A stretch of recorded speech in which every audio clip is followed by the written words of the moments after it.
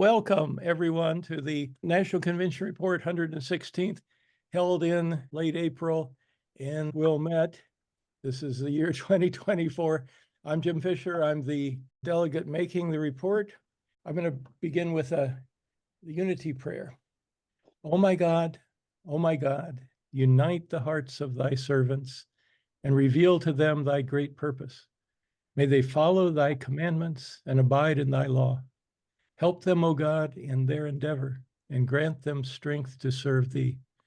O God, leave them not to themselves, but guide their steps by the light of thy knowledge, and cheer their hearts by thy love. Verily, thou art their helper and their Lord. Baha'u'llah. My disclaimer, whatever I report is recollections of attendees, and it's not approved for reprinting or quoting, like a pilgrim's note, interesting, but not necessarily accurate. And I acknowledge excellent materials from my fellow delegates, Thomas Pulowski in Idaho and John Ng from Oregon. I'm reporting to Unit 17, but everyone is welcome. Unit 17 is 6 clusters: Northern Delaware, Upper Delmarva, Central Delmarva, Western Shore, Prince George's, and St. Mary's Charles. This map came from my profile on the national website, and it also has a button that shows the assemblies and groups. There's 11 assemblies, 11 groups. One assembly is brand new. That's the Assembly of St. Mary's County in Southern Maryland. This is a curious one. It's shown in the ocean. It's actually Kent County in Delaware. And I'm sure there's database people at the National Center who could move it on to dry land. If you want to find the articles, videos, audio tracks from the National Convention, you can log into www.baha'i.us, find a tab for the National Convention, and click on the coverage from the American Baha'i. They had their reporters there. If you click on that, you'll find this page that shows 10 articles about the convention. There's a link to about 300 photographs on Flickr. There's the downloadable annual report of the National Spiritual Assembly. There's the full videos of the Secretary and Treasurer's annual reports, along with a presentation on Hukukala, and 17 audio tracks from the counselors and delegates speaking, and 2 of them are about LGBT topics, which you will find quite interesting, and I will play a little bit of later. The National Convention serves at least 4 purposes, maybe more: to elect the National Assembly, of course; second, to arrive at full and complete knowledge of the current conditions, problems, and possibilities of the faith in the country, because the delegates come from all corners of the country, and in so doing, to give the incoming National Assembly the benefit of the collective wisdom, guidance, and constructive suggestions of the assembled delegates. And the fourth one, to contribute to the unity and spirit and action of the entire Baha'i community. And I believe that delegate reports are part of that. We are encouraged over and over and over again to put in this effort to bring a report back to the unit, to bring people into this dialogue really that's taking place there. For the second year, the National Center provided the Zoom preparation for delegates. That's never done that before, and it's really nice because new delegates can learn a lot before they go for the first time, and the vintage delegates can learn about changes that might have taken place so that you're better prepared. A picture of the registration on the Wednesday night at the hotel. I picked this one because it pictures David Douglas here on the left in the photo, and his name will show up a number of times in my report. Here's my badge and my other name, 47. The delegates stay in Skokie at the DoubleTree by Hilton. Here's a picture of it. On the top floor of this hotel is a large conference room, and that's where the preparation 3-hour meeting is held on Thursday morning. I'll show pictures from that. Every day, shuttle buses take the delegates the 5 miles from Skokie Hotel to the House of Worship in Wilmette. and back in the evenings. Now, this is the list of all 171 delegates from all corners of the country. The number 171 is the product of 9 times 19, and this was a number set by Shoghi Effendi. There's always 2 counselors present at the convention. This year it was Natasha Bruce and Billy Silva. There was a stomach virus that affected at least 40 attendees, including Counselor Bruce. And so we didn't really see her after the preparation session. Thursday morning, the delegate preparation session for 3 hours at the hotel. Then we're on the buses to come to the house of worship. There's a devotional program in the auditorium.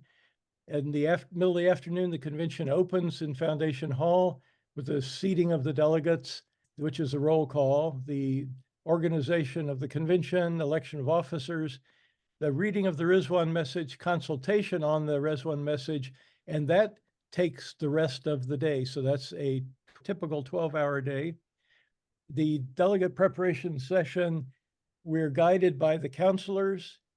We're studying 2 letters on the electoral process from the House of Justice, one from 2007, the other from 2013. You're at these tables of 8, 9, or 10 people. You're reading, there's discussion, and then you're sharing from microphones, and that is going on for quite a while. I found that much of the discussion relates to all Baha'i elections. So I wanted to share some highlights of what people said that might relate to any of us in any election. Raise the quality of the electors. Prepare for election is year-round. You know that you're going to vote for your local assembly every year. So you prepare, you need to know your community members. So, you know, pick out who you're going to vote for, not at the last minute, but all year round. You know that if you're on the assembly that you're going to vote for regional council members. So prepare for that year round. And of course, if you're going to the unit convention, vote for the delegate, prepare for that year round. So this person was saying, make the feast the place for rich consultation, and say why. Because we're getting to know each other. Someone else said, help people develop the habit to read Baha'i publications in order to learn what others are doing, so that they'll know about the others. Here's a quote: it bothers me that after the feast letter is read, there is silence in her community. So we are missing out on what is on people's hearts and minds. So try to stimulate that discussion. Here's another one: online voting is very convenient, but may be causing fewer people to show up and consult. Without new participation, we cannot change outcome. And let everyone have this opportunity, i.e. to serve as a delegate or serve on a local assembly. Here's a few more highlights, again, relating to Baha'i elections, this time to the younger people. This is a delegate from Colorado. She said, I'm holding study classes on the Akdas for high school kids. Lots of participation. She said when the Rizwan message came out, they had a party to celebrate the Baha'i law. Someone was pointing out that in the instructions for electors, we're told to vote for those who have well-trained minds in addition to other qualities. So they're asking, well, what is a well-trained mind? It might be changing over time. For instance, in her community, a youth group was going door to door in a trailer park, bringing legal guidance on how to avoid eviction. And she's saying, maybe these are some well-trained minds in development. Someone says we need to focus on the children and junior youth. At the end of the plan, they will be carrying us forward. It's on my mind all the time. Involving youth in Ruhi pays off. This is quotes without quote marks. And the final one, make youth tellers in the election, then they are involved in the process. Some demographics of the delegate. Age range. This little purple thing is those of age 21 to 30, in the 20s. 1%. So that's either 1 or 2. In the 30s, 10%, 40s, 9%, 50s, 17%, 60s, 32%, and the 70s, where I fit, 29%, and there's even some in their 80s. We kind of need to work on these younger people, bringing them along. The number of years served as a delegate, this is on the right. The purple one is first-year delegates, 9%, second year, 13, third year, 6%, 4 to 9 years, 42%, 10 to 19 years, 22%. That's where I fit. 20 years or more, 8%. You see we're a little bit aging, and at least in the convention. Race, ethnicity of the delegates. Black or African American, a quarter, 26%. This little purple sliver, Hispanic or Latin American, 2%. Middle Eastern is 1% separate from Persian. Multi-ethnic, 8%. White, a third or more than a third. And Native American, 1%. That's 1 to 2 people. Asian, 2%. Delegates by gender. So green is male, blue is female. This is over the last 5 years. Perhaps there's a trend moving toward parity. We'll see. First-time delegates, green is male, blue or female. And the one on the right, delegates who spoke at National Convention. I want to put a little bit of emphasis on this because you're going to see it's going to show up later, a teachable moment, I'll call it. Blue, female, green, male. It's kind of a justice thing, right? You'd like to hear from everyone who has something to say, yet there's not enough time. The number in 2017 here is 124. That's out of 171. So 2/3 got to speak. But if you look over time, 114, 103, the number goes down. And so there's always a desire to try to allow more people to speak. And one way that it's done is by limiting the number of minutes that you can speak. If you let people talk, you know how it works. They can go on and on. 3 to 3.5 minutes is generally what the time limit is. If that works well, more people speak. If it doesn't work for whatever reason, then there's fewer. You'll hear about this more later. The delegate prep session has now ended. We boarded the buses and arrived at the house of worship. And the first thing that happens is a devotional program upstairs in the auditorium, then down to Foundation Hall for the organization of the convention. There were only delegates this year, no guests due to COVID, but actually there were a few guests. I hadn't figured out how that works. The back of the room wasn't totally empty. There were people back there. I think we're maybe doing an experiment to see if delegates are better focused and have a better consultation if there aren't guests. Don't know how that's working out, but I kind of miss them. I like having a bigger crowd. The convention has now been brought into session. The counselors sit together in the front row. Here they are. The National Assembly is sitting together. This is a consultation with the National Assembly. The election of convention officers takes place. Dr. David Young from Oregon is elected the chair. This is not unusual. He is an excellent chair and seems to be able to deal with all of the dynamics of being the chair. Secretary Muin Afnani from California. There were this year 5 members of the National Assembly who were delegates, in addition to the 2 officers. Was Robbie Musa, June Thomas, and Kevin Trotter. The convention seems to like to elect National Assembly members who are also delegates as the officers. Perhaps it's because they figure they are more in touch with what all is going on and can handle those dynamics. After the election, then the chair names the team of 4 people to develop a letter from the convention to the House of Justice. I've never been on that team, but I understand that they are not told in advance. It's a surprise, and that would be kind of a challenge to write a letter describing the convention. to the House of Justice. Then the convention decides on its procedures. There's lots of procedures, but I'm just going to bring up the 3-minute rule, the 3.5-minute rule this year. If you wish to speak, you will hold up your delegate card and then get the eye of the convention secretary, who will write your number on a list, and it's put up on this video display in the front, and along with everyone else's number who is in line to speak.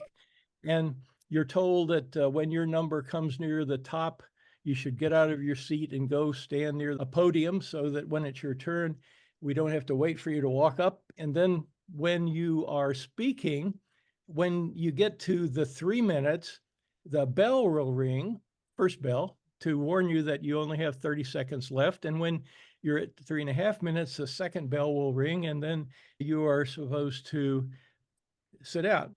That's discussed and was approved. Sometimes it becomes 3 minutes or 4 minutes or who knows what. This year, 3.5 minutes. Here is a quote from the American Baha'i Convention coverage. I'm going to read it because it pertains. It says, after the delegates were named one by one, confirming their attendance, the floor was open to attendees with suggestions and recommendations regarding the administration of the weekend.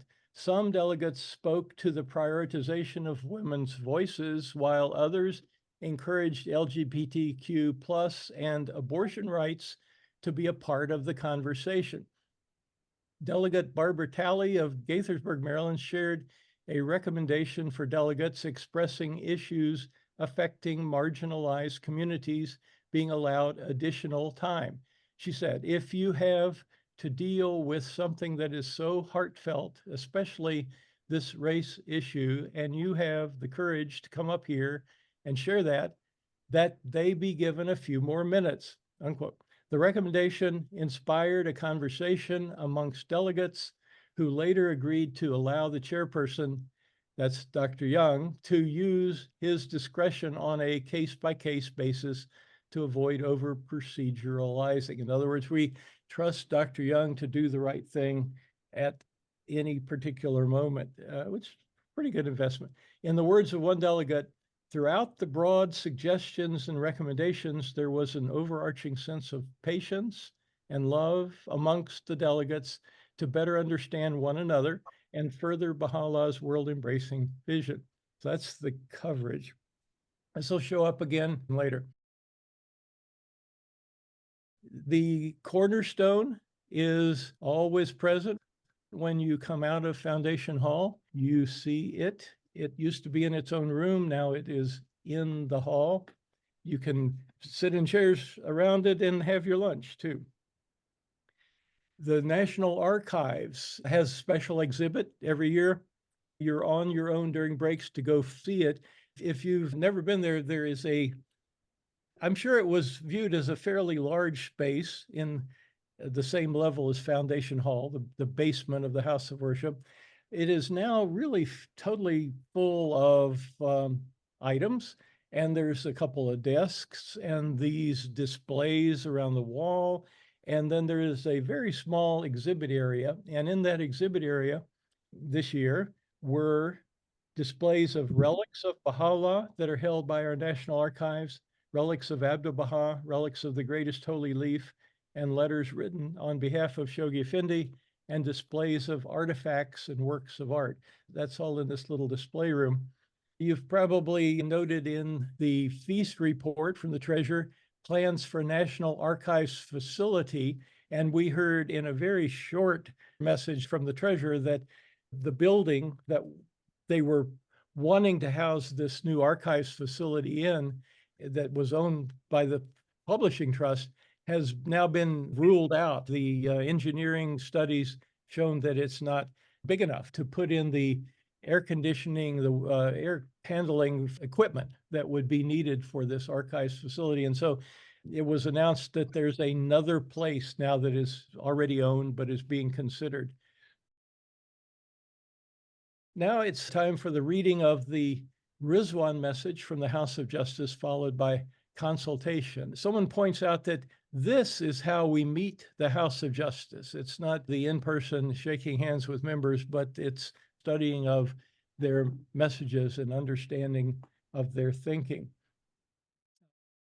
The consultation goes on for a number of hours. Someone says this is the moment that social change can come about. Someone else says, look for alterations needed in my personal thought and action. The message has this quote in it, all must surge, but the youth must soar. A lot of people addressed that, and you will hear two of those toward the end of the presentation. Councilor Silva. What does it look like to be a channel for divine love? What does it look like to let love flow through you to all who cross your path? Do we have the answers to these questions? This, it seems, is what the House of Justice is asking us to do, to look at these messages and to ask ourselves, to enter a mode of learning, of deep, long-term, consistent learning. If we look at the history of our faith and think about how we've learned the things that were mentioned a moment ago over the course of 100 years, or maybe close to 200 years now, these things take time. But I believe what the House of Justice is also sharing with us is that now that we have learned to create a framework for learning, we've learned to work systematically, to learn together, to disseminate learning, to act and reflect, to look at our actions in light of the guidance of the House of Justice, to create new plans that are the fruit of that experience, and to do that cycle after cycle after cycle, in community after community, in neighborhood after neighborhood, in house after house, and as an individual, and throughout. As we learn to do that, we make more rapid progress. When we look at operating as a learning mode, say, for example, for race, we can look, we may not be aware of these, but there are numbers of communities across the country. I've heard maybe 30 or 40 neighborhoods that have engaged in teaching African American populations.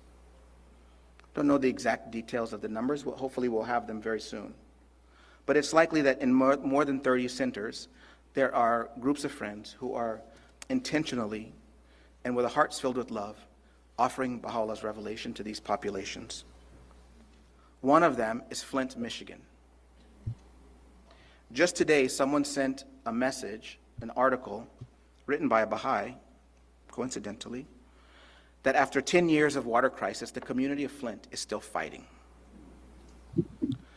But if you look at the Baha'i activities in that area, you will see that 2 or 3 Baha'i young people from another state on the other side of the country moved to that particular community, and with hearts filled with love began to reach out to the youth and families.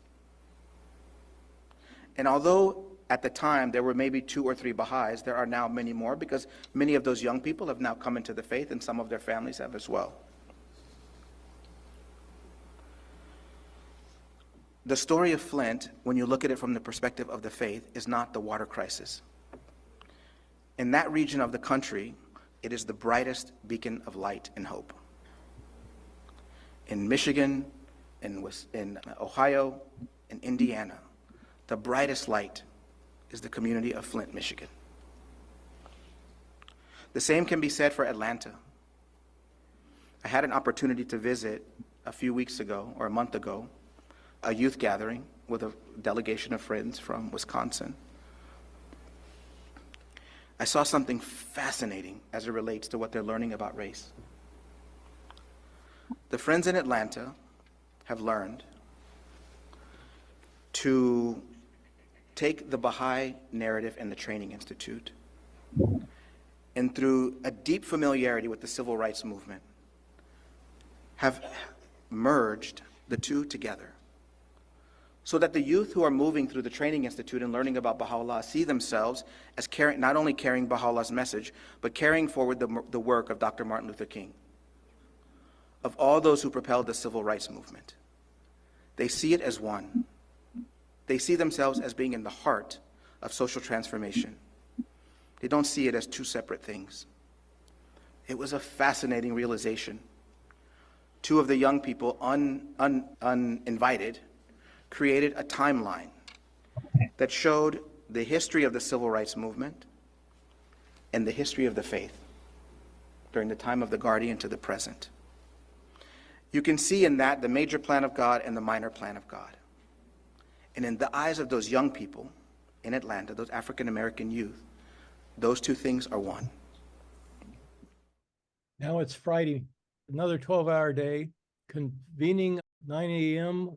with the annual report of the National Assembly Secretary, followed by the Treasurer, and then consultation on those annual reports, several hours, then focus consultation on contributing to social transformation, followed by consultation on educational endeavors in the Training Institute to the end of the day.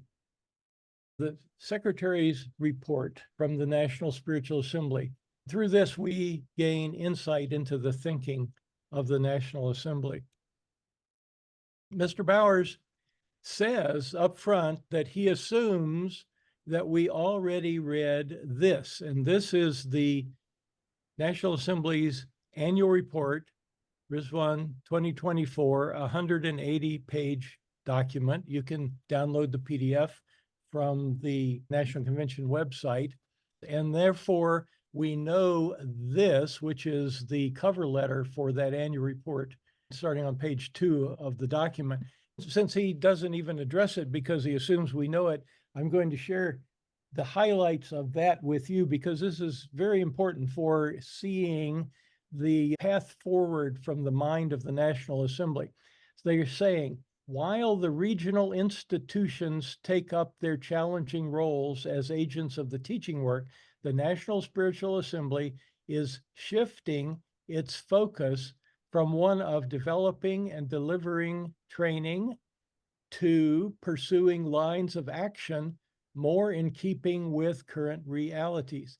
As has already been said, learning begins at the grassroots and is the responsibility of all institutions, but the National Assembly now must ensure that a healthy process of learning exists at all levels. It is structuring its operations to this end, with the exception of such functions as must, in the natural course of things, remain at the national level. There are certain particular objectives of learning that we feel deserve special attention in the coming year. Now, this is about a 6-page letter, but I've highlighted these questions that they raise and then they discuss. First, how can the generality of the believers appreciate the seemingly inexhaustible potential of the Institute process to affect social transformation? So this is how to bring more of the Baha'i community into the Institute process. Second, how can we wisely and lovingly attract increasing numbers of souls to formally embrace the cause of God, even while we continue to increase the circle of participants in the life of the community? So the national statistics on core activities show that 2/3 of the participants in core activities on average across the country are friends of the faith, not Baha'is, 2/3. This item 2 is saying, how can we invite more of those friends of the faith into the faith itself to declare their belief? There are many stories of where just inviting them was enough because they already thought they were Baha'is and they didn't know there was a formal process. Number 3, how can we be increasingly mindful of the special mission that has been given to this community to address the country's most vital and challenging issue, the elimination of racial prejudice? And 4, with rapid developments at the grassroots anticipated, how will the friends everywhere muster the material resources necessary for their unhindered progress? We will hear more about both of these soon. Report from the Secretary. I'm going to play some of the video, but I'm going to give you background first.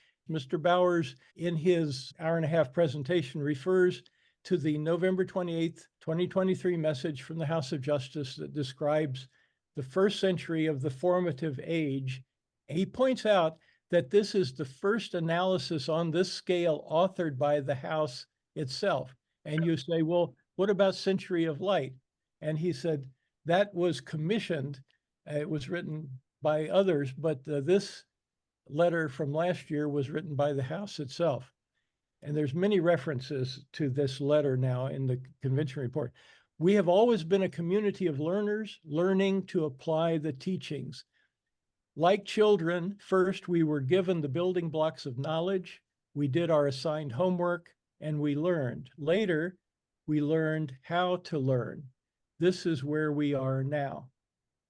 The clusters which have advanced the farthest are the ones that have learned to read their own reality, define their own objectives, analyze their own results, and refine their own actions with their experience. More of the Secretary's report. He says the locus of learning is at the grassroots. Insights from one place need to be systematically shared with other places. We have humility in our quest for solutions and confidence in the ultimate outcomes. The global system that has evolved is unique in the world. There's an example, the Triangle Cluster, this is in North Carolina, Raleigh-Durham, Chapel Hill area, has now over 700 core activities with 4,000 participants, and it reflects a shift in consciousness. So what is this shift? I think it's the shift to say that this is possible, because we might not have felt that in the past. And that's happening in more and more places, that shift. We are learning how to release the society-building power of the faith by cultivating spiritual attributes such as love, humility, inclusion, justice, reliance on prayer, and accessing the transformative power of the Holy Spirit. One more lead up to Mr. Bowers in person. He's describing the stages in the development of a community. There is a rise in the devotional character of a community with meaningful, elevated conversations and spaces where especially young people draw on spiritual forces in response to negative forces around them. A greatly increased longing develops to share Baha'u'llah's teachings. Hearts respond. Tutors have a vision for creating lifelong teachers of the cause. A culture of home visits comes into being, not just social calls, prayer, sharing guidance, especially the messages of the house. Friends bond and build a greater sense of community. The capacity grows to carry out education of their own children and children they know. Through Book 5, youth become capable of expressing themselves, working for the betterment of their neighborhood as lifelong protagonists. A determination grows to address injustice. And joining Mr. Bowers in progress, he is describing growth of a collective sense of purpose. And the final characteristic I'll mention, and again, I'm not pretending to be exhaustive about it, is a determination to redress injustice. It's evident, friends, now that the Institute cultivates a capacity to express and promote the oneness of humanity. So collective spaces of worship and consultation are providing now for groups of friends and families to read reality and take unified action in the context of where they live, addressing difficulties where they live. Devotional life, rising in the population, transforms conflict into a unity that is born out of prayer and consultation and enables people to sort out disagreements in a way that they never might have found the capacity to do before. And some reflect that capacity to nurture social action in response to injustice. Now, this is nascent, and again, I'll give a couple of examples later on, but that movement is definitely taking shape in our more advanced neighborhoods, and we see some of these notable efforts. I'll describe them in a moment. So what is evolving? Our communities with a collective sense of purpose, and who together are being shaped by the revelation as they learn to apply it. This is the movement of populations towards Baha'u'llah. One might say that our efforts in spiritual discovery are a mirror of scientific discoveries in the material world. After all, scientists also are a community of learners. No individual scientist starts from nothing and does all science by himself or by herself. There's a community of people who are advancing human knowledge. What they do, they have certain theories and they experiment with them and they try things. And very importantly, scientists never fail. They perform experiments and they learn from those experiments and they carry on. This is how Thomas Edison was able to say, "I never once failed at making a light bulb. I just found 99 ways not to make a light bulb." But that's the attitude that we take. If at first we don't succeed, we just keep on going, we keep on learning, and everything we do will add to that sum of knowledge. And of course, they build on each other's work in a systematic way so that everyone moves forward. So what we're doing in the laboratory of planet Earth in this day and time is we are the spiritual discoverers of certain things. We are proving the propositions of Baha'u'llah about reality. We're learning to demonstrate the truth that human beings have an inherent spiritual nature, that we possess the potential for love and altruism, that there are spiritual forces at work in the world of existence that can bring us together and can confirm our efforts, that there is a covenant that has the power to bind the hearts of people together in a unified effort to advance human civilization. But there is a difference. Unlike what is often thought in the outer world, the arena of spiritual discovery is open to all people of whatever background, education, or status. Every human being not only is a potential contributor, but is a necessary contributor to this process. This can happen in a receptive neighborhood or in any other setting that we find. This is what makes it possible for an insight generated in any part of the world, potentially, to enrich the understanding of all Baha'is everywhere. There's no elitism about it at all. Truly, it is a process of justice as well as a process of learning whose characteristic is universal participation. What a wonderful thing that we have. Friends, what does this add up to? Hope. It adds up to hope. This is something that the House of Justice mentioned in its Rezvan message. Friends, we know very well we live in a nation of division, a nation of consumers, a nation of passive spectators, a nation of pretenders to religion who don't understand religion, and of rejectors of religion who also don't understand religion, not true religion. But we also have a generation now of young people who are increasingly thirsty and hungry for a sense of purpose and a sense of community. Increasingly, the younger generation is unsatisfied with the polarization and conflict that now pervades every aspect of society, and they are looking for a way to live that includes the concepts of reciprocity and acknowledges our interconnectedness, our essential unity. So friends, where are they to turn to find that? Well, ultimately, friends, what we are building is the answer to that question. This is the real hope of the world.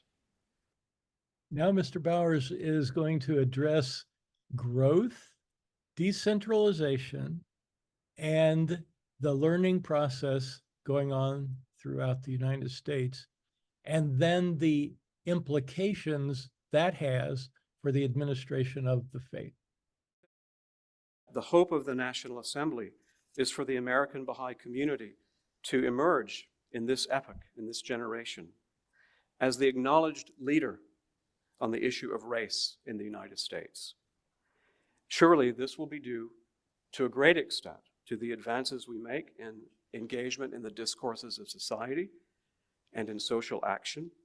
But friends, there's no more powerful demonstration of such leadership than the creation of a community of believers who reflect the true spectrum of American diversity, yet act together in unity and with a common sense of purpose. This will be the thing above all that cements that leadership. Now, having said all of this, we're at National Convention, and we're thinking about the role of institutions of the faith, the National Assembly, and other institutions. So let's spend a minute about the implications for the administration of the faith and how this vision goes forward. Now, no doubt many of you have had the opportunity to study the landmark message of the Universal House of Justice to our National Assembly of March 20th, 2023, so a little over a year ago, in which it offered critical guidance to the Assembly about the next stage in the development of Baha'i administration in our country.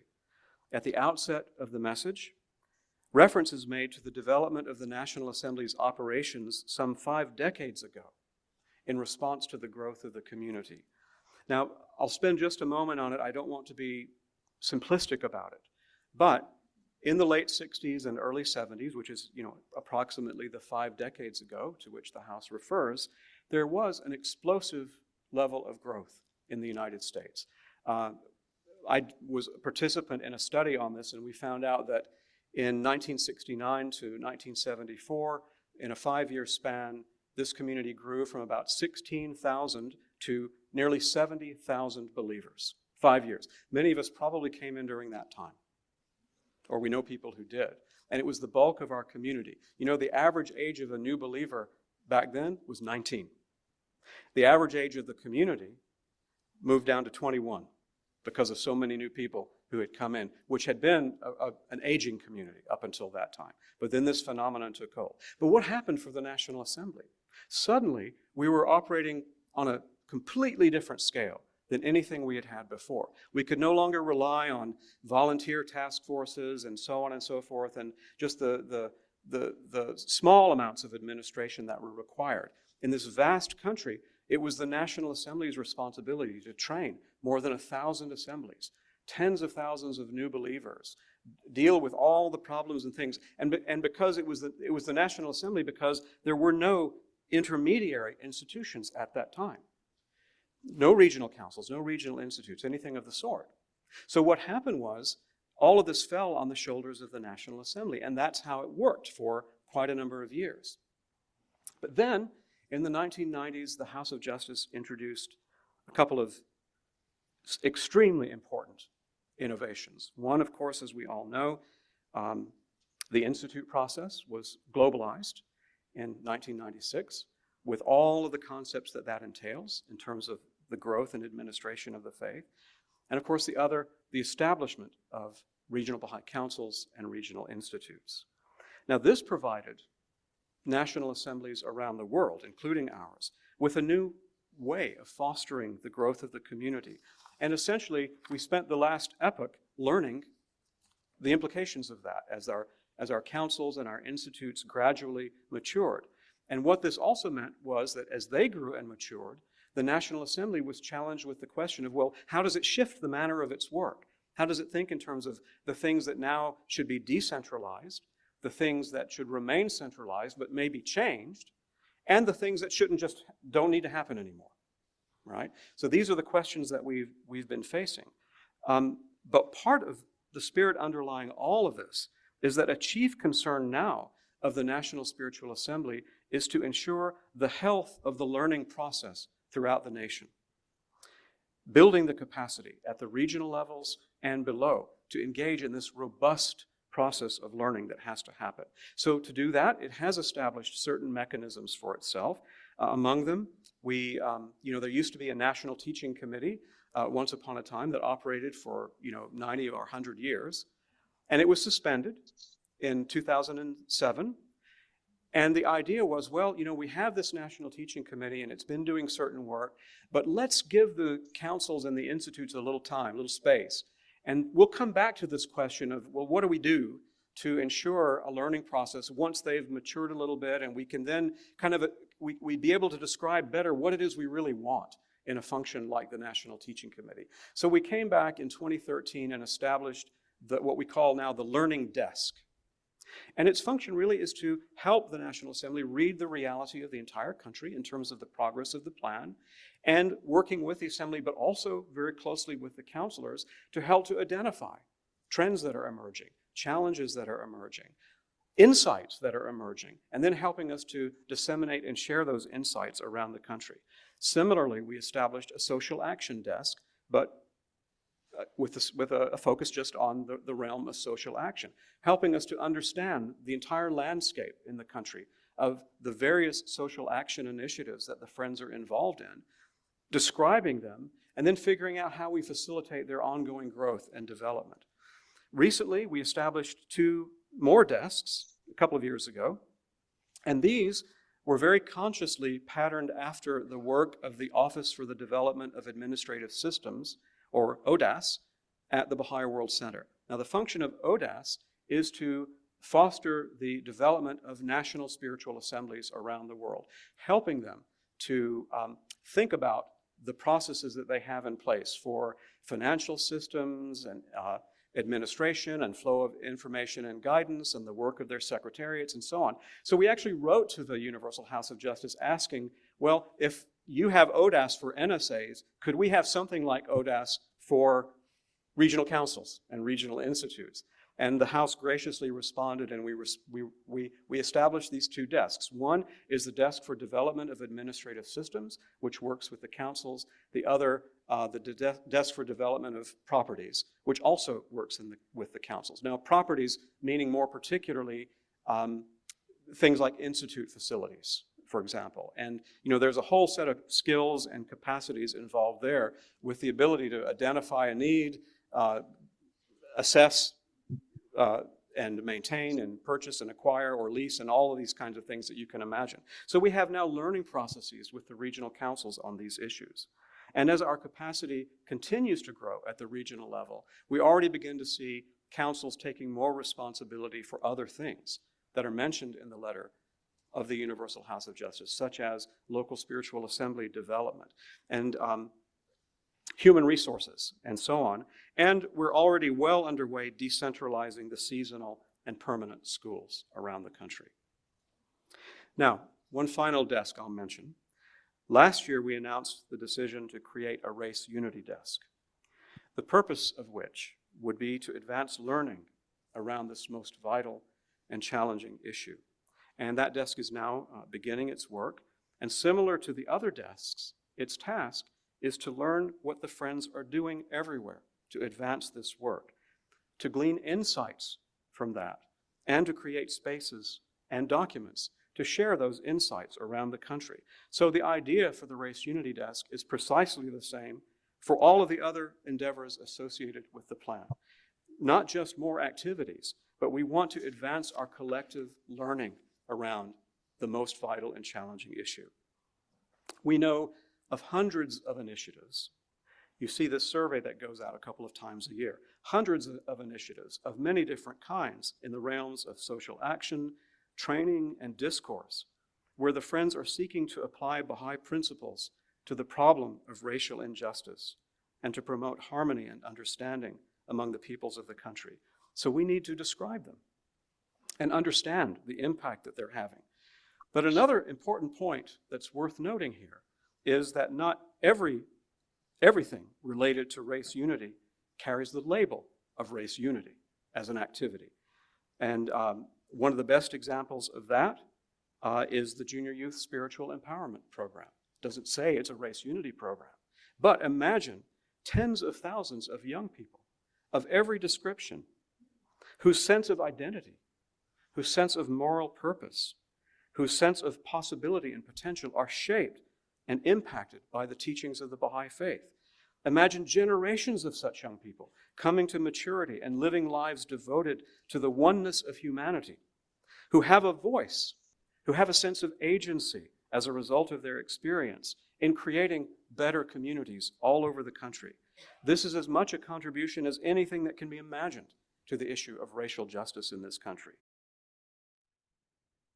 Now, this is all highlights. We're going to the report of the treasurer, Dr. Henderson.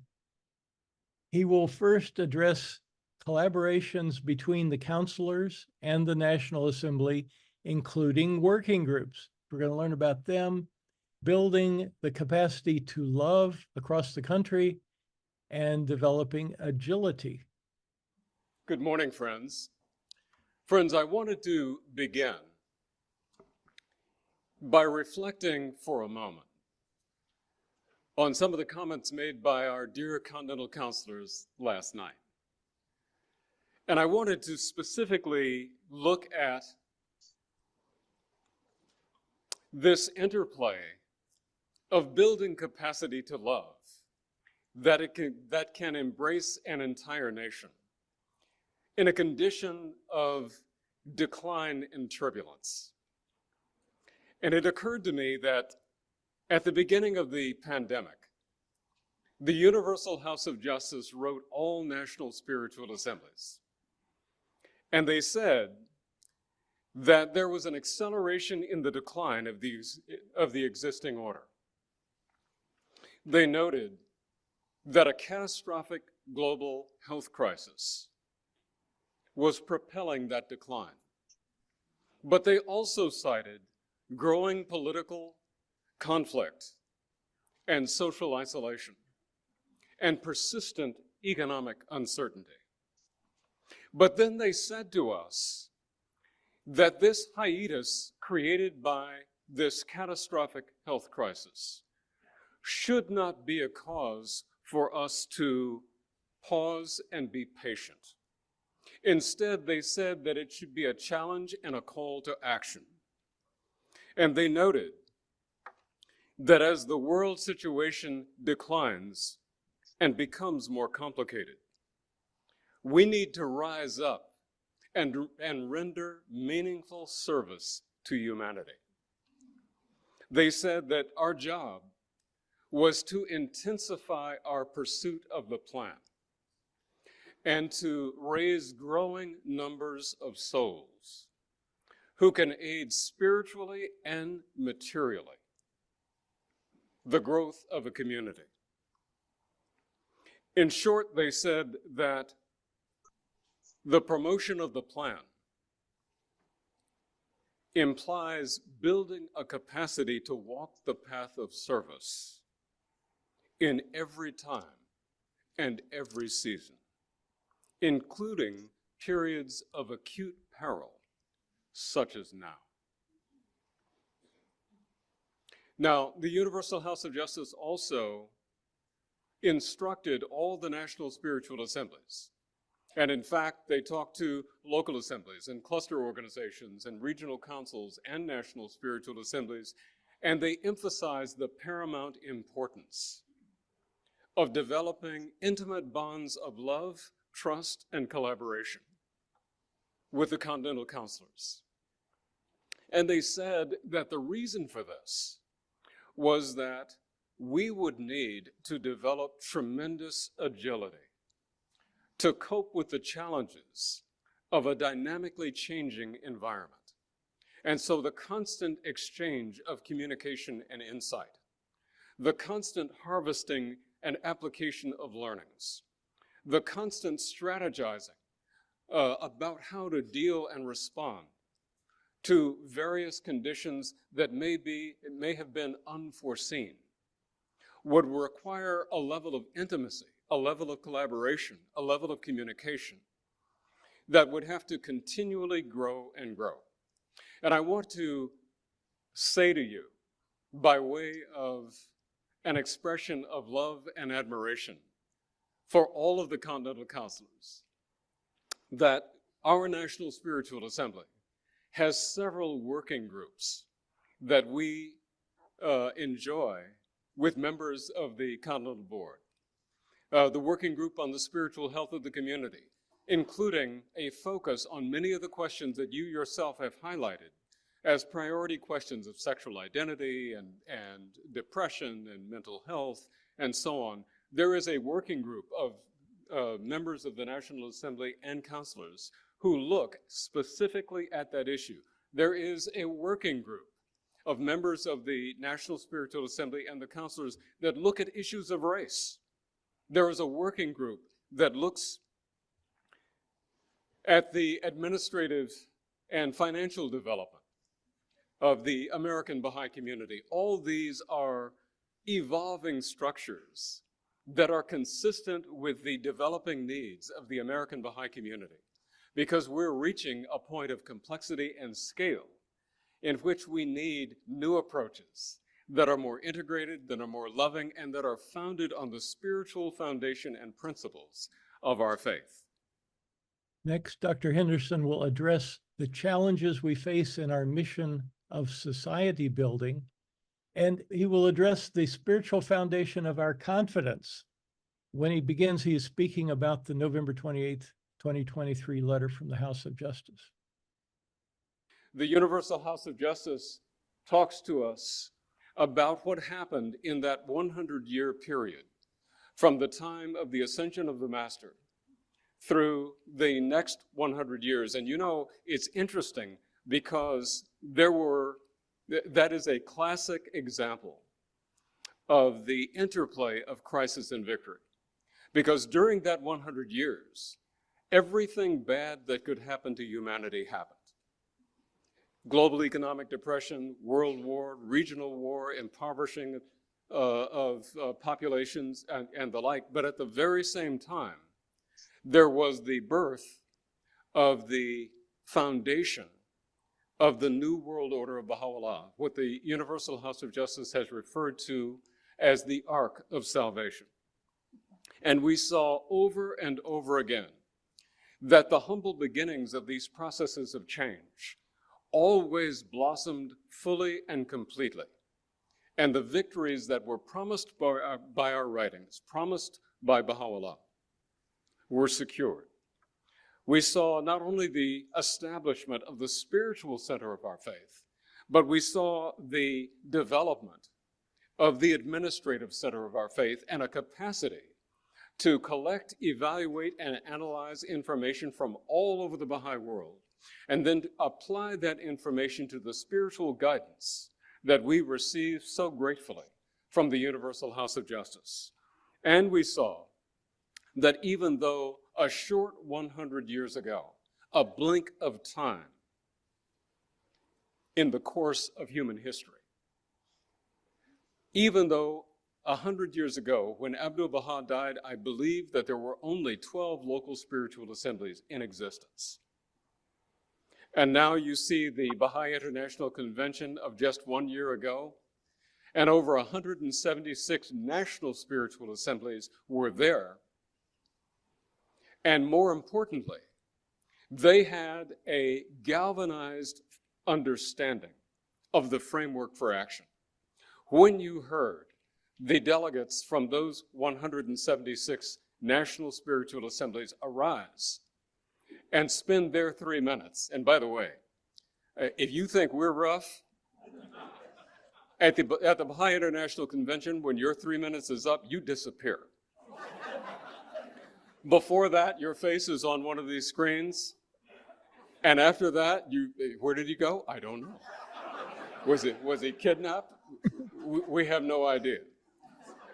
So every time you think, well, I'll just add another little point, just consider yourself to be among friends. Because in Haifa, people were disappearing left and right. But you understand what I'm talking about. You know, I often think to myself, you know, Lord, I am a member of your faith, but I don't have to take my faith on faith. Because every time I turn around, there are concrete demonstrations that God keeps his promises, that everything Baha'u'llah tells us will come to pass, comes to pass. And we have but to pay attention and to remember that all these things, all these difficulties that we encountered were overcome. You know, Shoghi Effendi tells a story about the eve of the third banishment of His Holiness Baha'u'llah. And he says that on the eve of that banishment, the minister of Iran comes to him and he says, you don't have to disavow these people. Just turn your head to the left and I will take that as a sign that you're not really with them. And we'll just forget all this and restore, you know, a pleasant and peaceful life for you. And Shoghi Effendi uses that moment to explain one of the important developmental dynamics of the cause of God. He says that what outwardly is a catastrophic blow to the body of humanity is in spiritual reality a gentle rain that is nourishing the seeds planted by Baha'u'llah so that they will grow and blossom and become strong. And friends, I would just say to you that in that letter, of 28 November, the House of Justice has given us a solid 100 years of evidence that every one of those promises comes to pass, every one of those seeds turns into a mighty tree or a beautiful flower. Now, I want to suggest to you that the American Baha'i community experienced that 100 years as well. And it just captured my heart. This photograph, faded by time, of members of our National Spiritual Assembly in 1931. And here they are standing on the rough edge of a half-built house of worship. Now, funds were very difficult to raise in those days. And just at the point that this photograph was taken, they had just had a fire in the upper scaffolding of the dome. They had lit a set of candles to dry the concrete, and it caught something, and there was a tremendous amount of damage. But you can imagine, here we are building a temple that is far beyond the material resources of the community. In fact, so far beyond that when the 7-year plan was launched, do you know what one of its primary goals was? Raise 10 local spiritual assemblies in the country. That's how small we were. So we had a handful of local spiritual assemblies. We had a small group of Baha'is.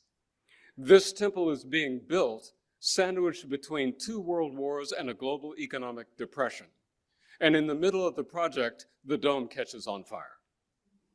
And yet you see the members of the National Spiritual Assembly, and you do not see doubt on their faces. You see intrepidity, resolute courage. You see faith. You see confidence. And sure enough, notwithstanding all the difficulties that they encountered, they were able to raise funds beyond the capacity of our community. They were able to overcome not 1 world war, but 2. Not one set of economic setbacks, but several. And establish the holiest house of worship. Next, Dr. Henderson will report on how the funds of the faith are organized and expended. And he will bring out a spiritual dynamic that connects all of us. And he will emphasize our need to understand what is going on in the world. So let's take a look at how the money has been expended, just in some major categories. The first is the defense of the Iranian Baha'is. Ken spoke to this a moment ago, but I would just add this point.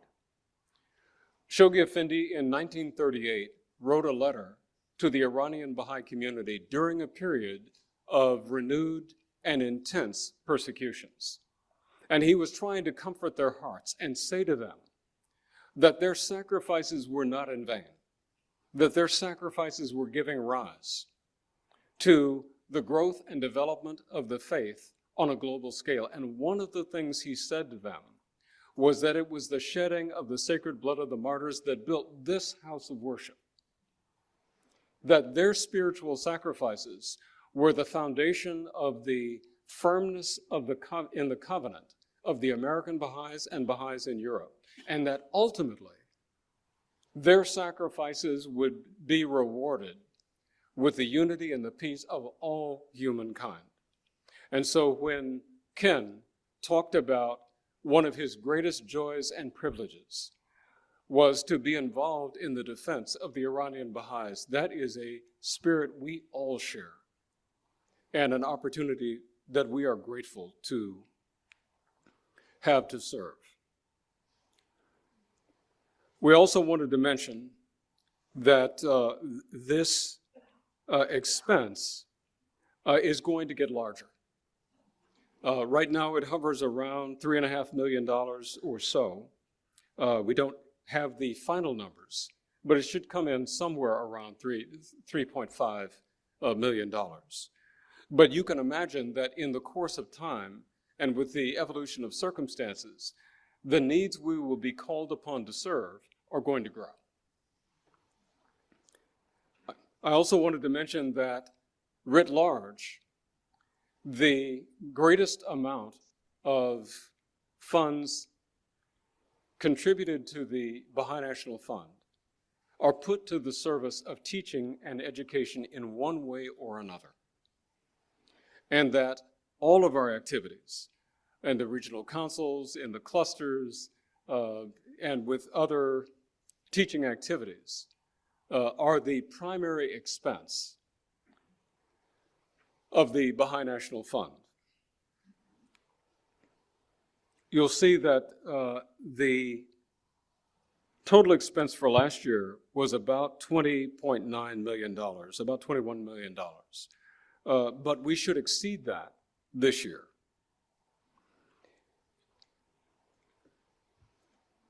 These activities have to grow. We are convinced that as they grow, we will assume new responsibilities.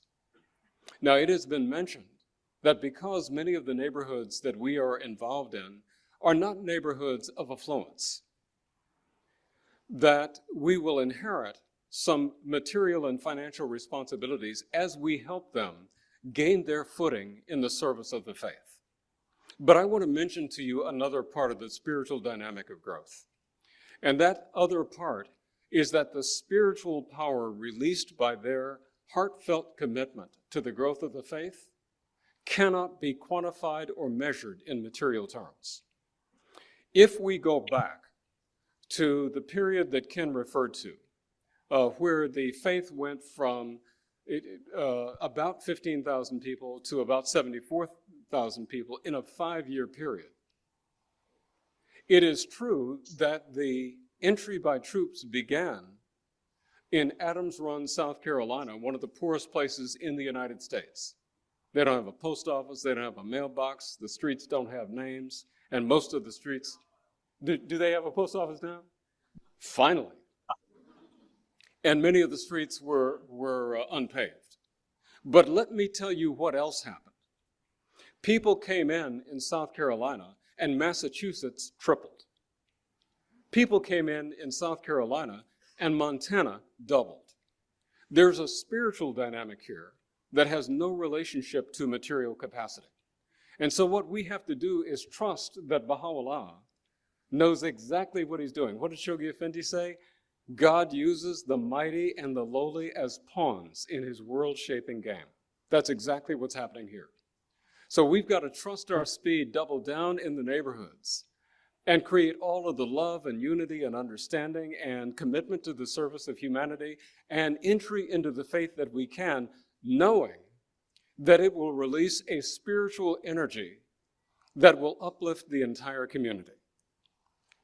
Now, one of the elements that was emphasized in meetings that we had at the Baha'i World Center was the Institute for Global Prosperity and the need to expand that and grow that. And one of the reasons is this: if you're going to shape the development of society, your knowledge base has got to go beyond the three onenesses.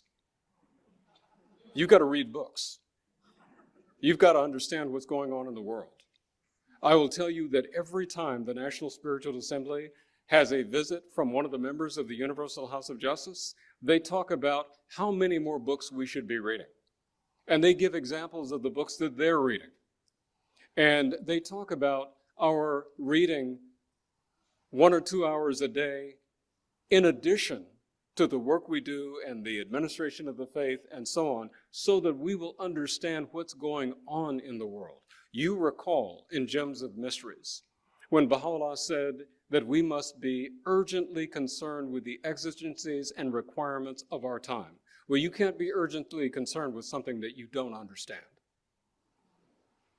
And while the spiritual dynamics of our plan for releasing those society-building powers of the revelation of Baha'u'llah are something that we have to learn constantly, so are the material and social circumstances and political and economic circumstances of the world in which we are performing those life-saving services. Now, with regard to regional councils, this will be one of the major areas of growth and development for the American Baha'i community. Right now, the regional councils are expending about just under $9 million in total expenses. And as you can see, their capacity to raise funds on their own behalf is growing. It is important to remember that contributions to the regional councils are, in fact, contributions to the Baha'i National Fund. Because even as those financial management systems are established in each one of the regions, they will be regional branches of the Baha'i National Fund. So this is an integrated whole. So you can think of whatever bank you bank with and the local branch that you go to do your business. Well, now we all do it on our phones, but there used to be a local branch. The regional councils will be the local branch, and increasingly, they will be helping to develop the understanding of the needs in the region, at the localities, in the clusters, and of the national community. Over the last few years, we have acquired a number of regional properties. A few of them we have purchased, and more we have leased. The House of Justice has given us guidance that as the conditions in a cluster or an area begin to grow, we should look creatively at the different ways that we can provide material support and physical space to accommodate our activities. So some people have used school buildings, some have used public properties, we've leased a number of buildings, and we bought some entities. That is going to continue. I was talking to, in fact, David and I were talking to one of the kids in this community. And this young man, who was 17 years old, had just become a Baha'i with his mother, his father, and his younger brother, who was 12 years old. And I said, well, you know, what are you doing? You know, what are you doing with your life? He said, well, I'm about to go to college. And I said, well, where are you looking? He said, well, I'm looking at colleges that have strong junior youth programs and vital Baha'i clubs, because I don't want to be in an environment in which I don't have an opportunity to be an animator, to drive youth activities, and so forth. This kid had been a Baha'i for 18 months. And yet he was beginning to build a life of service that was thoroughly integrated. We've got to make that grow. And that is going to require more and more activity. More and more space. Now, they're meeting in houses now, but one could easily foresee that in the near future, they're going to need to have a place where they have their winter festivals and their other activities and their birthday parties. Now, Dr. Henderson will talk about the developmental agenda for the funds during the 9-year plan and beyond, because we will be learning to do things we have never done before. The material infrastructure of the faith supporting this is also addressed. 20 March letter that Ken referred to talked to us about a revolutionary change in the systematization and decentralization of our administrative structure. The House of Justice acknowledged that a great deal of work had been done in the establishment of 13 regional councils and regional training institutes. But then it set the expectation that those regional centers would have to develop secretariats, and they would have to learn to manage human resources, and they would have to develop financial management capacities, and all kinds of other things that make them fully operational and capable entities. And as you think about it from a spiritual and social development standpoint, you can easily see that if our ambition is to release ever greater measures of the society-building capacity of the revelation of Baha'u'llah, then there's going to need to be a material infrastructure that supports the expansion of the faith itself.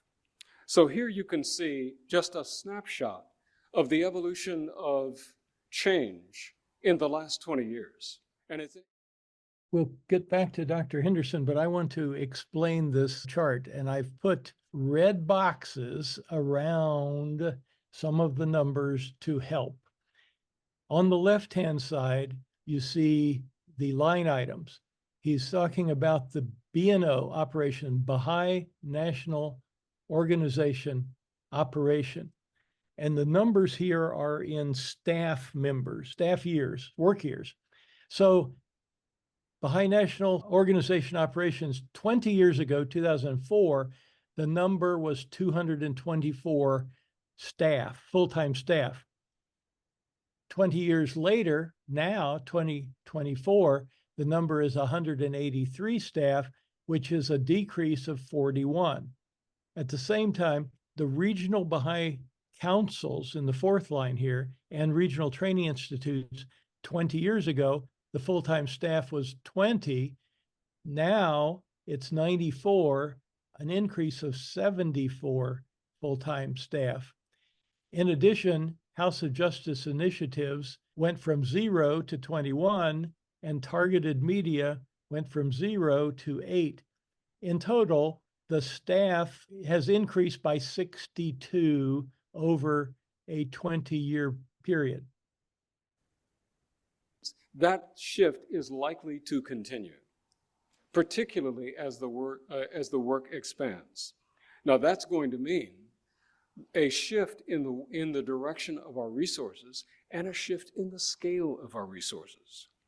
I mentioned before that we have about 80 leased facilities and a growing number of regional training institutes, and I just wanted to give you a glance at how we're beginning to think about the systematic care of those facilities.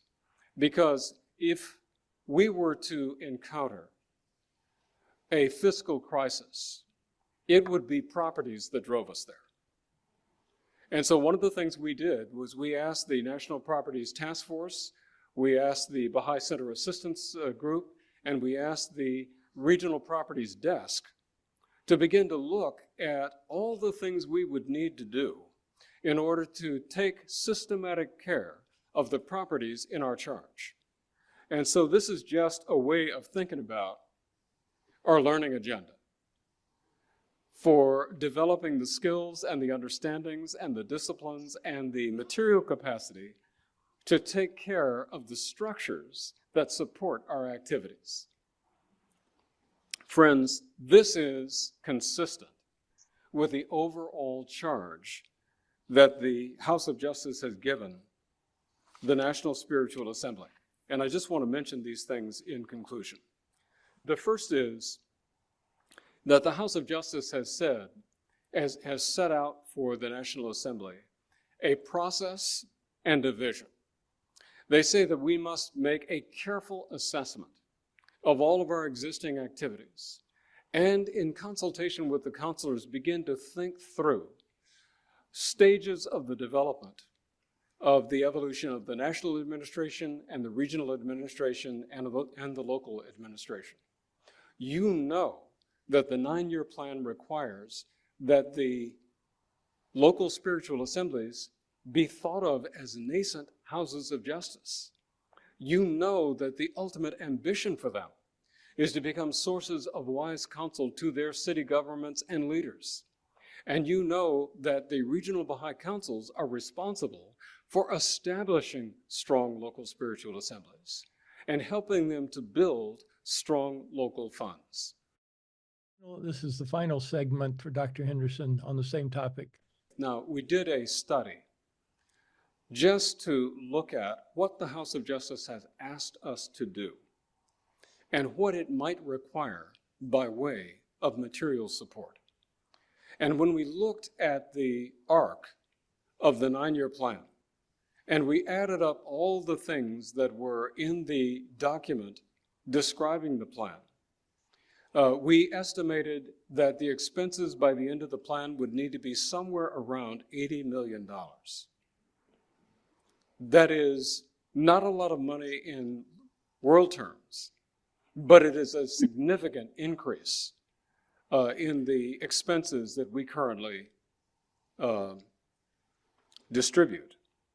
And so one of the questions that we have for you is how might we go about this as a community? What should the increments of expansion or increase of the Baha'i National Fund be? How do we get our community ready to understand the enterprise and to support it? And how do we grow the spiritual and material resources necessary to meet such an ambitious development agenda? This is the end of the Treasurer's report. Saturday, election of the National Assembly takes place in the morning, followed by consultation on the movement of clusters, the convention photograph, consultation on learning from advanced clusters, a presentation by the Board of Trustees of Baha'i Hukukala, introduction of the newly elected National Assembly, and in the evening, remarks by Mr. Stephen Birkeland, retired member of the House of Justice. The teller's instructions, the balloting. I made a little movie for you.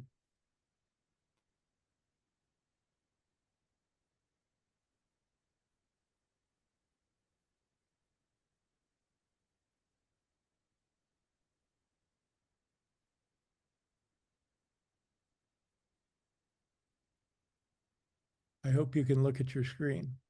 It's everyone casting their ballots.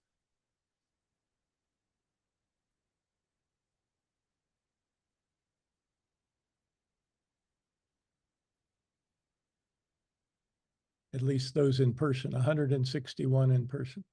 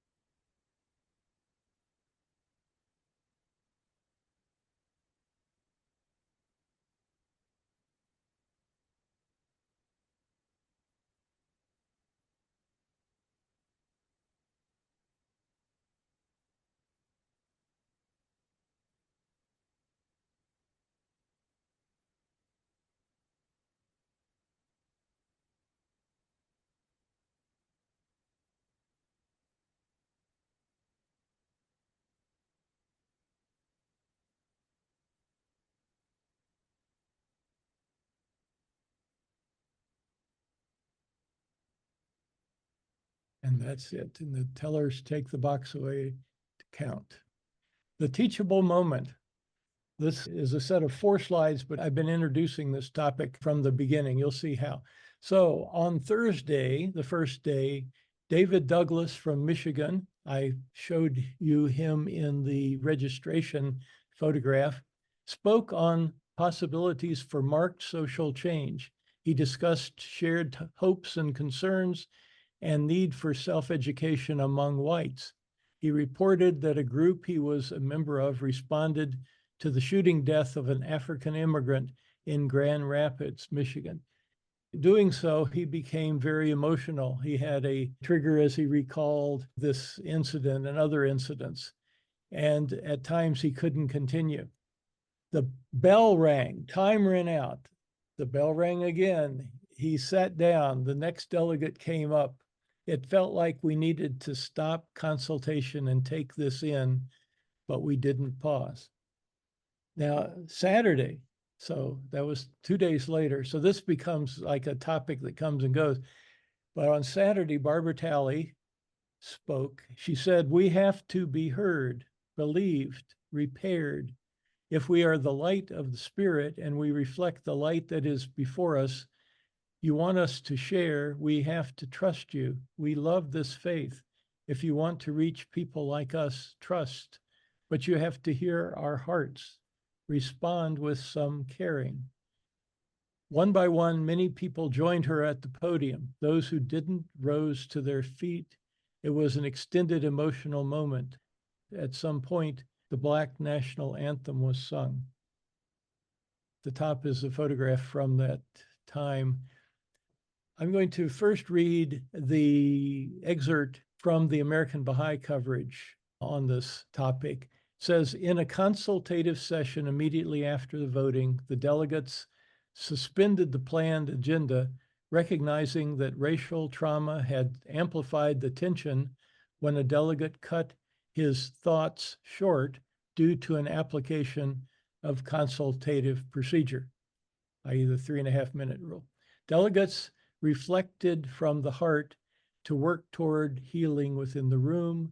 Principles emerging from this discussion included acknowledging that someone has suffered a harm that compounds a longer standing trauma, taking personal responsibility for action or inaction, learning from the experience so that space is open for people to express their concerns without being stifled or judged harshly, never losing sight of the urgency of loving action, keeping in mind the power of divine assistance. Voices from African American, European American, Persian, Native, Latino, and Asian heritages offered honest reflections.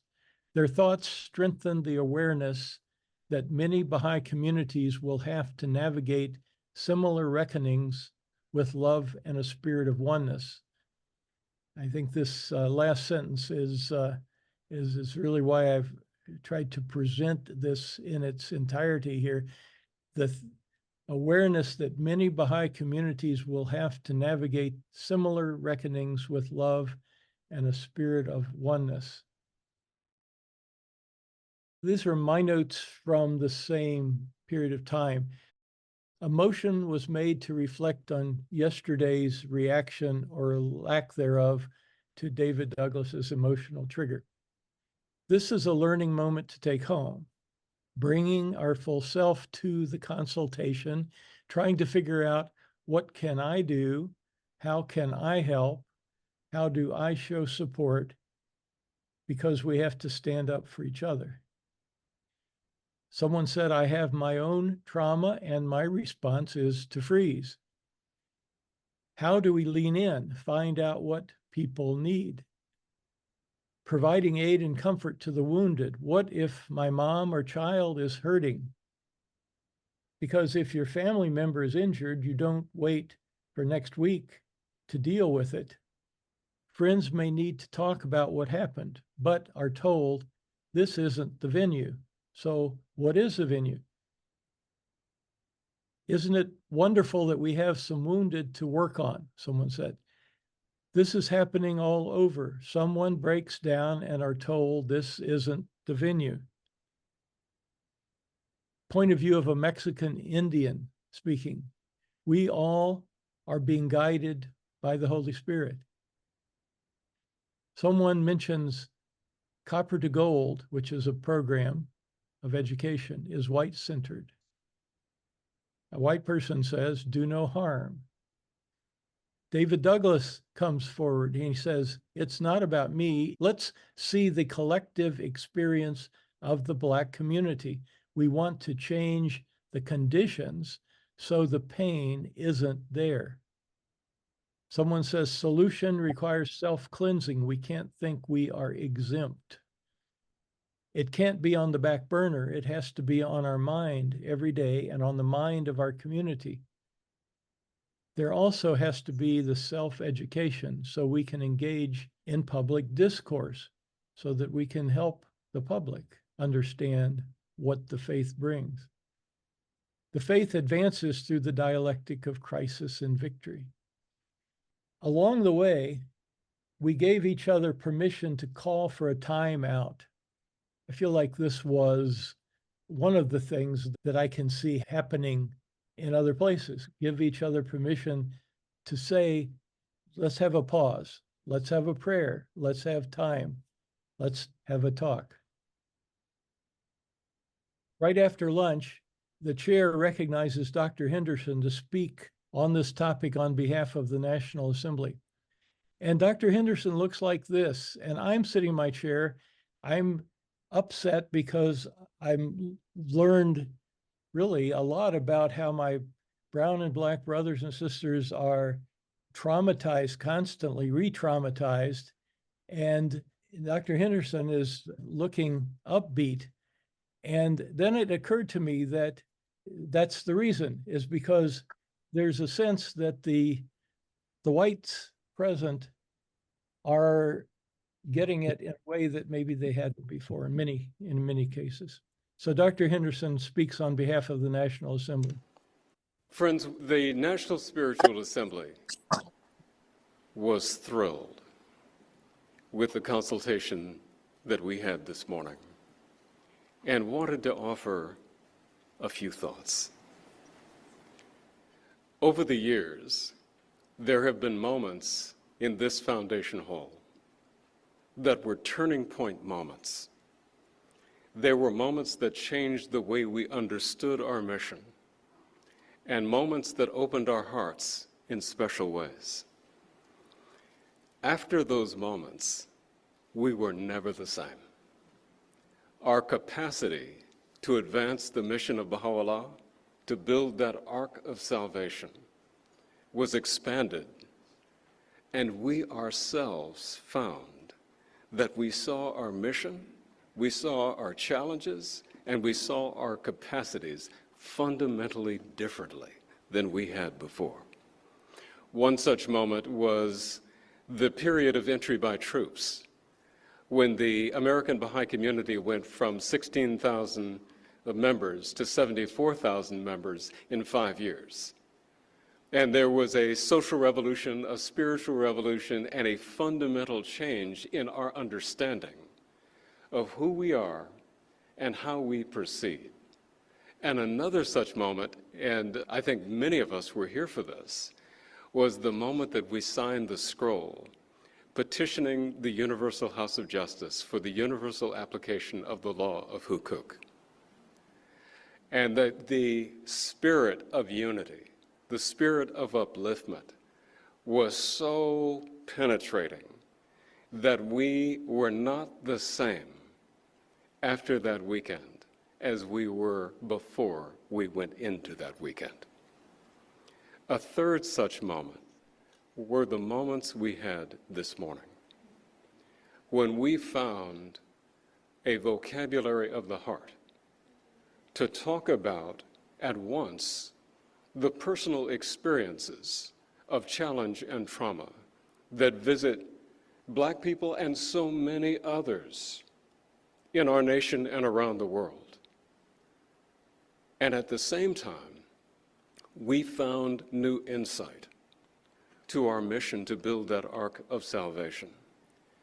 As we were talking, what was going through my mind was one of the passages from Shoghi Effendi that we shared at the outset of the convention. When we visited that 1931 National Spiritual Assembly standing on the rough edge of the ledge of the unfinished house of worship that had just tried to burn down, and between two world wars and an economic depression. And it was to those people that Shoghi Effendi sent his epic letter, The Advent of Divine Justice. And he promised that the almighty power of Baha'u'llah would lift this nation and fundamentally change it. And one of the things he said was that this nation, immersed in a sea of materialism, a prey to a virulent and long-standing form of racial prejudice, and notorious for its political corruption, its moral laxity, and so on. And he said that he would raise up from the midst of those very people souls that would, through the qualities of self-renunciation and chastity and holiness, and a profound understanding of the mission of Baha'u'llah would advance this nation toward its destiny. If one reflected on the consultation we had this morning, one could see in those moments a fundamental advance of that mission. You could see that we are now different than we were when we started that conversation. And now the question becomes, how do we use that expanded awareness as a lens to advance the 9-year plan? How do we integrate our growing understanding and sensitivity to the range of challenges and traumas and impediments that people of color face and that all people face, and integrate that into the instruments and the tools that the Universal House of Justice has given us to march the plan forward? And I think that our brother, David Douglas, gave us a way to think about that when he stood up with incredible nobility and self-abnegation. And he said, "My tears were not for me, and they were not to inspire your sympathy for me. My tears were to recognize what the House of Justice called a moment of acute peril for humanity itself and for people of color in this country in particular.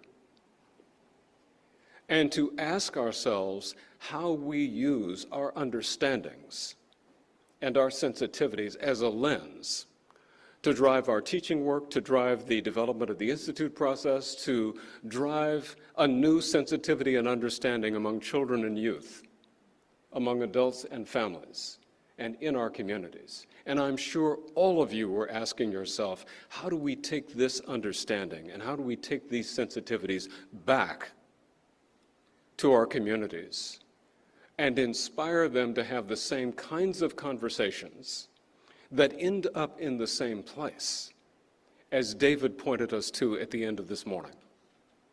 So the highest hope of the National Spiritual Assembly is that we cherish the moments we had this morning, and we reflect on them, and we continue to gain insight and understanding from our experience, and then we ask ourselves, how do we facilitate the same expanded consciousness among the friends in our community?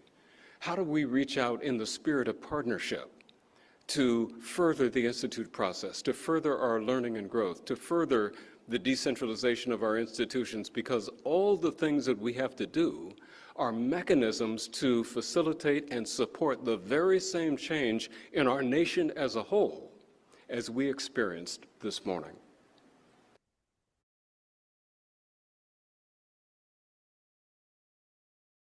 Group picture, delegates and guests, National Center staff. This is in the Flickr group of photographs on the national website. Presentation on Baha'i Huquq'ullah, Danita Brown and Mojgan Bowers, deputy trustees serving on the Huquq'ullah board in the United States. Danita Brown speaks on her own experience studying the newly released Ruhi Book 11, Unit 3, titled The Law of Huquq'ullah. So I want to share my experience with a unit of Book 11, which has 3 units. And as you know, the Training Institute, the House of Justice defined for us in 2016. The Training Institute is engaged in systematic study of the creative word in an environment that is at once serious and uplifting. Book 11, entitled Material Means, has 3 units. Unit 1, Giving, the Spiritual Basis of Prosperity, and Unit 2, The Institution of the Fund. Released this year, Unit 3, The Law of Huquq'ullah. It is important that we not see this as a fundraising effort because, again, this is a systematic study of the created word in an environment that is at once serious and uplifting. So I am taking this book with my friends, those of us in the Southeast and Florida regions who serve the institution. Material means, this is Unit 3, and we're now in about Section 20. The teller's report. The number of delegates eligible, 171. Voting in person, 160. Voting absentee, 11. Most of these were because of that stomach virus that got loose, and they were voting from their hotel rooms. The 9 elected, there's no change from last year. Kenneth Bowers, Nanaba Khan Foguth, Rabi Musa, Robert Henderson, who has been a member since 1982, 42 years. June Thomas, Kevin Trotter, Muin Afnani, David Young, Fariba Akhdazi. I totaled the number of votes that were cast for those 9. It totals 1,051. Out of the 1,538 votes cast, that means that 487 votes were for other people. Introduction of the newly elected National Spiritual Assembly.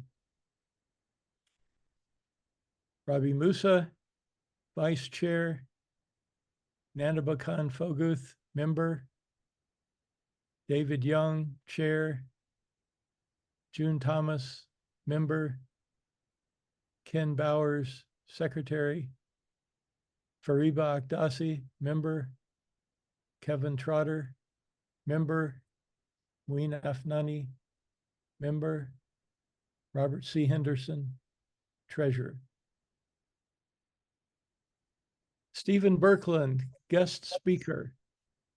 He was a psychotherapist and organizational consultant in Minnesota. 1976, appointed as an auxiliary board member. 1993, appointed as a continental counselor. 2008, appointed to the International Teaching Center. He and his wife, Najila, moved to the Holy Land. 2010, he was elected to the House of Justice. And in 2023, last year, he retired from the House of Justice. He's now living, I believe, in the United States. He asked that his talk not be recorded, but he didn't say we couldn't take notes. So he was funny, he was serious, he was very special. He said a lot of things. Here are 3 quotes that I wrote down. He said, "It's no accident that it's us here. It's destiny. We are God's chosen instruments." He said, "The faith's ability to focus on its most important issues is one of its most important strengths." He said, "Because the humble people will cause the victories will be attributed to God, not our personalities." The picture in the lower right, after his talk, standing ovation, you see his wife, Angela. She is Firuze Sturdivant's cousin. We would hear over the 40 years that Firuze and Jim lived in Greenbelt, on occasion that Mr. and Mrs. Birkeland had visited Greenbelt, but we always heard about it afterwards because they were off duty. You see where I sit. I like to sit on the front row, but that's reserved, so I sit on the second row. Sunday, it's a 3-hour day, concluding remarks. Convention closes at noon, followed by a Holy Day celebration in the auditorium of the House of Worship. Delegate comments. Colby Jeffers, Phoenix, Arizona. I'll be sharing some comments related to how to support the efforts of young people. So I think one of our favorite phrases in the recent Resvon letter was, "All must surge, but the youth must soar." Vocabulary.com says that to soar means more than just to fly. Flying is just moving through the air. To soar means to rise swiftly, to feel the wind slipping below you as you ride it higher, higher, and higher. So I felt it's important for us to understand what is currently weighing youth down, that would inhibit them to soar, but also what we can do to help them rise higher and higher. So I reached out to a few friends to gain insight from those who've been serving and working with youth for some time in centers of intense activity in and around the Phoenix area, mainly working with immigrant populations predominantly from Mexico. I asked them to share their reflections on two questions. One, what is currently weighing down youth? Two, what is most needed to help youth to soar in service to the cause and humanity? One friend from the Creighton neighborhood in Phoenix, when asked what is weighing down youth, shared that learning to live a coherent life is a challenge for the youth with many external pressures with work and school. There's a bit of anxiety around the future due to climate change, which contributes to some part to a lethargy. Also, there are many political conversations and a need to choose one side or another in almost every current conflict, be it race, gender, or international, that distracts much of their mental energy, and by choosing a side can give them the false belief that they're actually doing something to better the world, when in reality it remains in words. To help them soar, he stated that they need dedicated tutors that are clear about the framework, that can walk with them and have conversations with them about living a coherent life and assisting them to arise and serve. In addition, they need opportunities to experience spiritually uplifting atmospheres and discuss living a life of coherence in spaces such as devotionals, conferences, camps, ISGP, etc. A youth from the Creighton neighborhood, when I asked her these questions, what are weighing youth down, she said social pressures, social media, drugs, and the inability to get a higher education. What youth need to soar, she said they need true, meaningful connections, genuine friendships, a support from the community, a place to express themselves without judgment from others. Another friend in the Chaparral neighborhood in East Valley, when asked what is weighing youth down, she said everything. The negative forces are crazy, especially for youth. Mental health is a huge one. Drugs, sex, family life, unhealthy relationships, horrible education systems, all the things. Maybe it's an obvious answer, but I think maybe people aren't aware of how much the youth are having to fight against just to remain hopeful in any way, and how much of that fight is invisible. So if you don't have someone helping you to think clearly, how can you possibly even see what you need to fight? What they need to soar, she said, is friendship. Very deep, very real relationships with people that can have very consistent conversations about all these things, and most importantly, help connect their hearts to Baha'u'llah and appreciate that his revelation is the healing remedy, the only thing that will work. A youth from Chaparral said that what's weighing youth down is there are strong forces weighing youth down in our community, like poor education, poor mental health, and family and societal pressures. What youth need to soar is Baha'u'llah's revelation.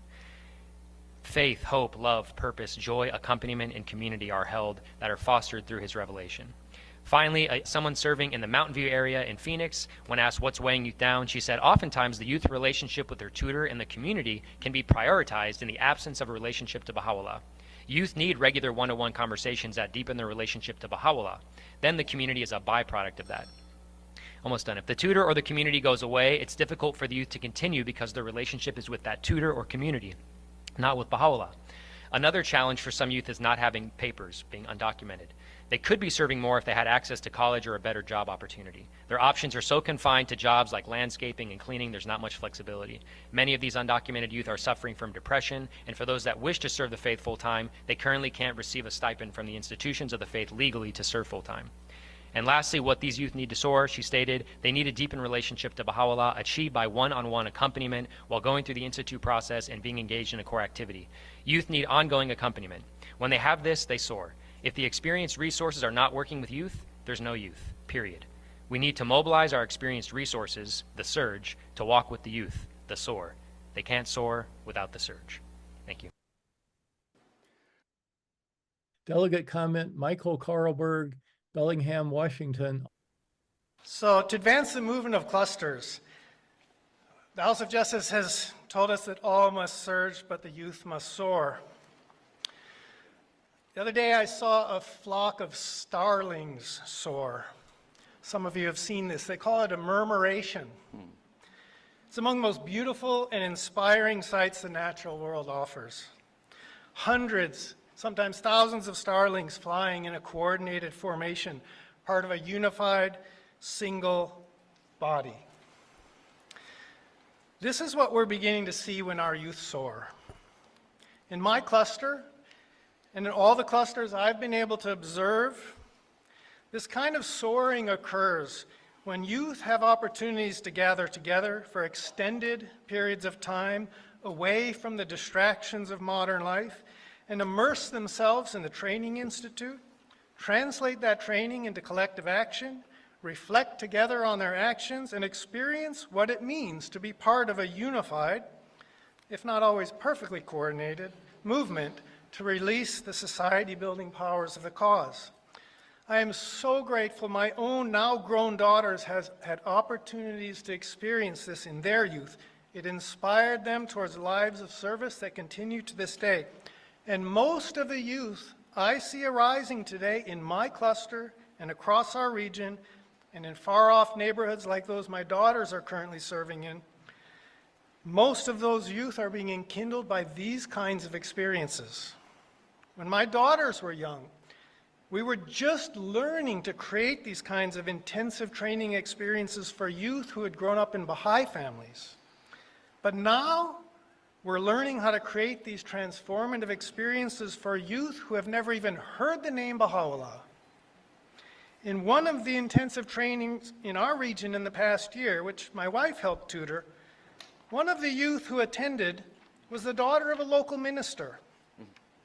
This teenage girl had become socially isolated, anxious, and withdrawn, and at the outset of that intensive gathering, she would barely speak. By the end of that gathering, she had become so enkindled that her father, the minister, was filled with gratitude for the transformation he saw in his own daughter. This starling that had her first experience of what it meant to soar together with other youth, yearning to contribute to the betterment of humanity. So my suggestion is that we strain every nerve and remove every barrier to rapidly multiply these kinds of opportunities for the youth across this nation, with special attention to the populations we've been thinking about dearly this convention. I cannot imagine a higher priority as we seek to advance the movement of clusters and release the society-building powers of this cause. Responses to requests from delegates for help answering LGBTQ questions. National Assembly member Muin Afnani speaks first from notes of a working group on spiritual health that was mentioned earlier. His remarks go on for 20 or so minutes. I was going to play an intro, but I'm going to skip that in the interest of time and go to Dr. Derek Smith, Auxiliary Board Member from California. Very practical comments. Thank you, Councilor Silva. Appreciate the introduction, and thank you for the honor of being able to address the convention delegates. I am not an expert in this field by any stretch of the imagination, but what I do have is some degree of experience working with youth at grassroots processes. And as you can imagine, these kinds of questions are emerging on a regular basis. We had a wonderful suggestion about intensifying our emphasis on camps, sleepaway camps, where youth can gather to study the material of the Institute with one another in a spirit of fellowship and love. And what do you do when one of the youth has openly expressed same-sex attraction, and you're thinking about housing people, for example, right? And what do you do when the youth are wanting to know what is the Baha'i position on gay marriage, for example? And so we are engaged in a learning process, as we all must be at all times on all issues. And that learning, of course, is nascent, but that learning process is necessary, I think, because of the rapidly evolving nature of the discourse. So some of you will probably remember some of you will remember a time when this was not part of the discourse at all, and that it emerged from ideas such as gender fluidity emerge in academic spaces and then gently and surely trickled down into the discourse of society, and now are part of the everyday nomenclature of our youth, our junior youth. And so we can be assured that this kind of discourse around sexual identity, gender identity, and even, as we were speaking of earlier, racial identity is going to continue to evolve. And so we will have to be in this constant state of learning. And what I was going to say earlier is that you will probably remember when some of you are a certain generation, Lady Gaga had the song Born This Way, right? Which was to indicate that, you know, someone with sexual identity which was out of the normative, was born that way. But now the discourse has evolved such that there is a kind of fluidity in gender identification, sexual identification, and it is affirmed to choose from a spectrum of identities. And that is something that was not necessarily part of the discourse just 10 years ago. So what we know is that this is an evolving discourse that we need to continually learn about. So one of the things that we are learning about is that the Institute is an actually effective way of addressing some of these issues. And what I want to say there is that the Institute is in an as we have a expansive vision of the Institute, we understand it to be more than simply the curriculum that is provided in the Ruhi books, right? It is the, you could say, constellation of relationships that evolve around the delivery of that curriculum. And the heart of those, the heart of that relationship, that the relationships around the curriculum is that of the tutor and participants in a study circle. Oftentimes those study circles that we're dealing with are made up of youth. There's a close relationship that develops between a tutor and a youth as they develop spiritual capacities through the curriculum of the Institute. But there is this range of experiences that bring together a tutor and a youth in such a way that there's a bond of trust and friendship that develops. Of course, friendship is at the heart of, that's one of the key concepts in the Junior Youth Spiritual Empowerment Program. And the relationship between an animator and a person at that pivotal age in life, between 11 and 15, where they're beginning to explore these issues of identity, is key to the entire Institute process at the Junior Youth Spiritual Empowerment level. Right? And so in the context of the relationships that develop between animator and junior youth, between tutor and participant for youth, we see the possibility of creating those intimate conversations which are recommended to us by the Universal House of Justice in the July 22nd, 2020 letter, that change hearts, that open up spiritual susceptibilities and allow for kinds of conversations that may not be possible in other contexts. So what I'm saying is that one of the things that we have learned is that it's probably not best to address a topic like this in a group of this size, especially if they're youth, right? And especially if they have questions about these identities. It's probably better to have those in the context of intimate conversations. And of course, those intimate conversations are going to be most genuine and truthful when they develop between people with strong bonds of trust and friendship that are the entire purpose, it seems to me, along with building spiritual capacity and capacity for service of the Institute process. So as auxiliary board members, one of the things that we're trying to learn about is how we can develop intentional conversations around these issues of identity that are arising in a period which the Universal House of Justice assures us is one of a complete crisis of identity. And so we are trying to draw youth and junior youth into conversations through the Institute material about the fundamental spiritual identity which unites all of humanity, right? And which is what we have to turn back to when we are navigating these difficult questions. And as junior youth and youth are trying to come to decisions and understandings about how they view the range, you could say, the buffet of identities open to them.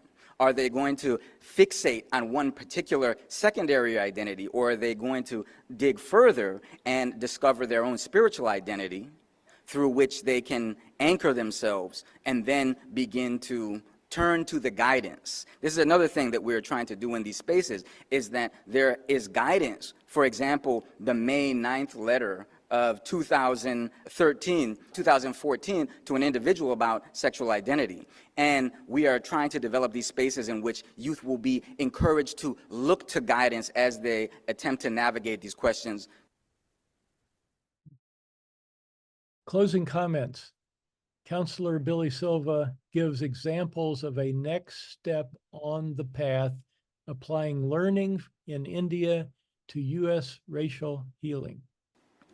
In the December 30 message, the House of Justice says to us that we can learn from a cluster that is a step further along the path.